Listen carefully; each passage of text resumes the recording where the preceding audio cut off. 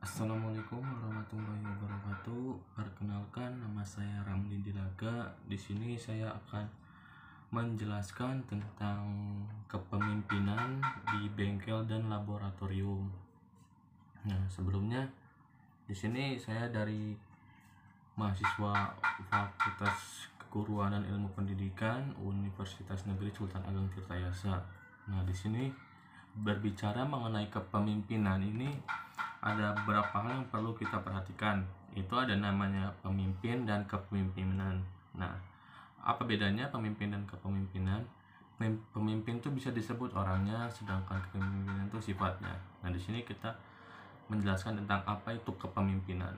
Nah, di sini kepemimpinan kan berasal dari sifat ya. Jadi memimpin berarti mempengaruhi para bawahan agar mereka mau bekerja dengan baik sesuai dengan prosedur dan metode kerja yang telah ditetapkan. Nah, di sini sebuah pemimpin itu kan orang yang dipilih untuk memimpin sebuah grup atau organisasi atau lainnya.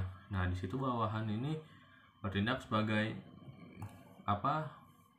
Bertindak sebagai bekerja dengan sesuai dengan prosedur dan apa yang sudah diterapkan. Nah, di sini pemimpin juga harus memenuhi kebutuhan para bawahannya juga gitu.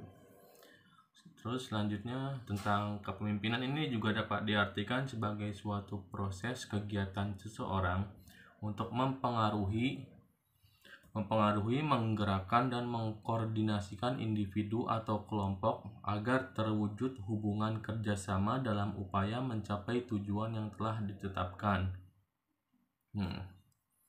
Lanjut. Nah, di sini pemimpin dan kepemimpinan. Bisa dilihat di sini pemimpin itu seperti apa, bisa dilihat dari sifatnya yang bisa mempengaruhi bawahan atau juga sebagai menggerakkan anggotanya. Terus perilaku pribadi, terus pengaruhnya terhadap orang lain, pola interaksinya, hubungan kerjasama juga. Jadi di suatu grup organisasi perlunya ada kerjasama antara pemimpin dan anggotanya serta kedudukan. Nah, di sini pemimpin ini juga pastinya ada suatu organisasi, entah itu di sebuah negara atau universitas, ini kan jabatannya. Jadi pemimpin itu sebagai jabatannya juga. Kemudian kepemimpinan dan manajemen. Nah, di sini memimpin ini bisa dibilang, kita perhatikan dulu, memimpin, lead, terus berusaha mempengaruhi. Jadi prosesnya itu mempengaruhi. Terus managing, mengelola. Di sini ada perencanaan, pengorganisasian, pelaksanaan, dan pengawasan. Mungkin dari beberapa orang tuh bisa dibilang ada persamaan antara kepemimpinan dan manajemen gitu ya. Selanjut. Nah, di sini jadi sebelum ini mungkin ada perbedaan juga ya antara manajemen dan kepemimpinan juga gitu. Manajemen tuh bisa juga memanage, mengatur ya. Memimpin, mempengaruhi gitu.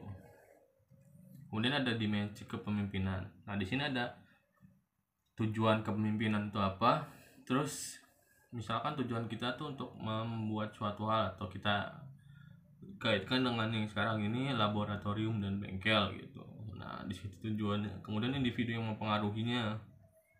Individunya itu bisa dibilang ya asisten laboratorium atau praktikannya. Terus lembaga pemimpin. Nah, di sini di lembaga pemimpin itu di bagian apa gitu. Kalau di laboratorium di univ kita ada rektor, ada kajur, ketua jurusan. Di sekolah ada kepala sekolah gitu. Terus individu yang dipengaruhi dan dikoordinasikan dan digerakkan yang dipimpin. Terus proses interaksi antara pemimpin dan yang dipimpin dalam rangka mempengaruhi, mengkoordinasikan, dan menggerakkan. Terus situasi berlangsung kepemimpinan. Nah, di sini ada kepemimpinan dalam laboratorium pendidikan. Nah, kita bahas laboratorium pendidikan ya di sekolah ya. Nah, di sini kalau di sekolah itu yang pasti kepemimpinan ya kepala sekolah gitu. Di sini Anda jelaskan di pasal 22 ayat 1 Peraturan Pemerintah Nomor 28 Tahun 1990 berbunyi bahwa kepala sekolah bertanggung jawab atas penyelenggaraan kegiatan pendidikan lainnya dan pendayagunaan serta pemeliharaan sarana dan prasarana. Nah, jadi kepala sekolah ini bertanggung jawab gitu ya. Kemudian Nah, adanya tenaga laboratorium ya, jadi tenaga laboratorium lebih ke apa ya, bisa dibilang tenaga, jadi para pekerjanya gitu ya kalau bahasa ininya gitu ya. Jadi menyusun tata tertib laboratorium, program kerja laboratorium, dan jadwal pelaksanaan laboratorium. Terus juga bertugas memfasilitasi setiap kegiatan laboratorium. Misalkan kita akan melakukan praktikum tentang elektronika atau dasar elektronika, di situ kita menyiapkan alat dan bahannya gitu. Nah, alat dan bahannya itu ya disiapkan oleh tenaga laboratorium. Kemudian ada struktur organisasi laboratorium. Ini kita bahasnya di sekolah ya. Jadi untuk paling atas sudah pasti kepala sekolah, pemimpinnya. Lanjut kepala laboratorium yang mewadahi laboratorium tersebut. Nah, kemudian ada teknisi atau laboran juga. Nah, gitu. Nah, di sini ada kualifikasi dan kompetisi tenaga laboratorium. Nah, kepala laboratorium adalah guru atau teknisi laboran yang diangkat sebagai kepala laboratorium berdasarkan standar kompetensi yang ditetapkan. Nah, kepala laboratorium ini bisa dilihat, jadi bisa jalurnya tuh ada apa aja, ada jalur guru, nah, ada laboran teknisi yang mempunyai keahlian, terus ada laboran sekolah madrasah, terus ada teknisnya laboran sekolah atau madrasah. Nah, kemudian ada beberapa kompetensi yang harus diperhatikan sebagai kepala laboratorium, teknisi laboratorium, dan laboran. Nah, di situ ada kompetensi kepribadian. Kepala laboratorium sudah pasti memimpin mewadahnya laboratorium. Nah, di situ kita bisa lihat kepribadiannya harus memimpin. Terus kompetensi sosialnya. Nah, di situ kepala laboratorium juga harus bisa mempengaruhi anggotanya untuk mengatur dan sebagainya.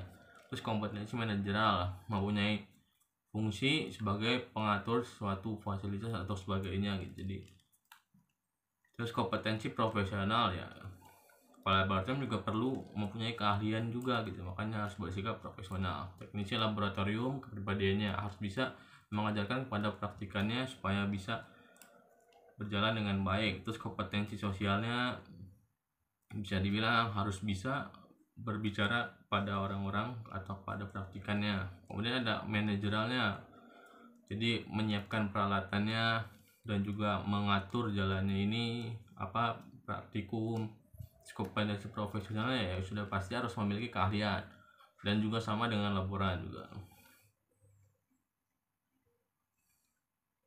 Nah, kemudian mungkin segitu aja ya dari saya mengenai kepemimpinan laboratorium. Ini untuk daftar pustakanya ada Indrawan dan kawan manajemen laboratorium pendidikan. Mungkin segitu saja dari saya, kurang lebihnya mohon maaf. Wassalamualaikum warahmatullahi wabarakatuh.